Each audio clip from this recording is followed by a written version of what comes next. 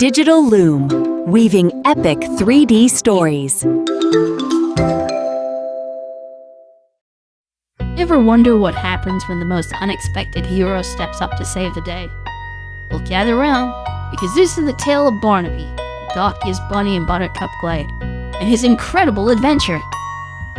Barnaby wasn't like the other bunnies. While they practiced their lightning-fast hops and perfectly camouflaged wiggles, Barnaby was usually tripping over his own long ears or getting his fluffy tail tangled in a daisy chain.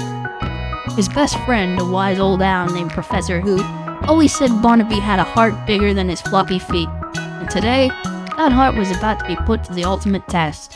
One crisp morning, a hush fell over Buttercup Glade.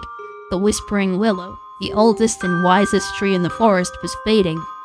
Its leaves were turning brittle, and its gentle hum was growing faint. Without the Whispering Willow, the forest would lose its magic, its sparkling dew, and even its most vibrant colors. Panic spread like wildfire among the forest creatures. Who could save it? Barnaby, usually found munching on clover or daydreaming, felt a brave little flutter in his chest. He remembered Professor Hoot's ancient scrolls that spoke of the Glimmering Stone of Renewal, hidden deep within the treacherous Crumble-rock Caves. Legend said only a true pure heart could find it and restore the willow. Barnaby squeaked, his voice surprisingly steady. The other animals exchanged doubtful glances. Barnaby, the dorky bunny? But Professor Hoot blinked his wise old eyes. Barnaby, my dear boy, your courage shines brightest, but you won't go alone. You'll need a guide through the winding caves and someone to help you decipher the ancient riddles.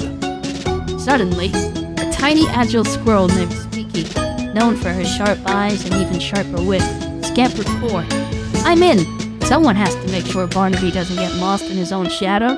And then, a grumpy but surprisingly strong badger, Bartholomew, lumbered up. Someone needs to dig us out if we get stuck, and I know a thing or two about Crumble-rock Caves. And so the unlikely trio began their perilous journey. Barnaby with his boundless optimism, Squeaky with her nimble moves and quick thinking, and Bartholomew with his brawn and gruff wisdom. The Crumble-rock Caves were indeed treacherous. They squeezed through narrow passages, navigated treacherous ledges, and solved perplexing riddles etched in the cave walls, thanks to Squeaky's cleverness. When a massive boulder blocked the path, Bartholomew, with a series of powerful grunts, dug a new tunnel around it. But it was Barnaby, with his seemingly clumsy nature, who truly shone. His floppy ears, usually a source of embarrassment, somehow picked up faint echoes of ancient whispers, guiding them through confusing mazes. His dorky habit of collecting shiny pebbles led them to a hidden alcove, where the final riddle lay. Finally, deep within the darkest chamber, they found it, the Glimmering Stone of Renewal, pulsating with a soft, warm light. It was guarded by a swirling mist of doubt, trying to make them question their abilities. Bartholomew felt his usual grumpiness intensify, and Squeaky worried she wasn't smart enough. Even Barnaby felt a wobble in his brave little heart. Then, Barnaby remembered Professor Hoot's words. A truly pure heart. He looked at Squeaky and Bartholomew. They had faced their fears for him. He wasn't alone.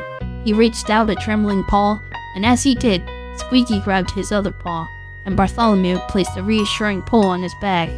Together, their combined friendship and belief in each other dissolved the mist. As Barnaby touched the stone, a brilliant light burst forth, illuminating the entire cave. He carefully carried the now glowing stone back to the Whispering Willow.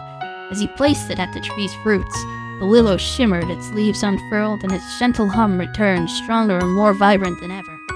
Buttercup Glade rejoiced. From that day on, Barnaby was no longer just the dorky bunny.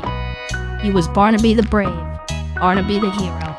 But he knew, and Professor Hoot reminded everyone, that he wasn't brave because he was fast or strong or clever like his friends. He was brave because of his pure heart, and because he had friends who believed in him, and whom he believed in.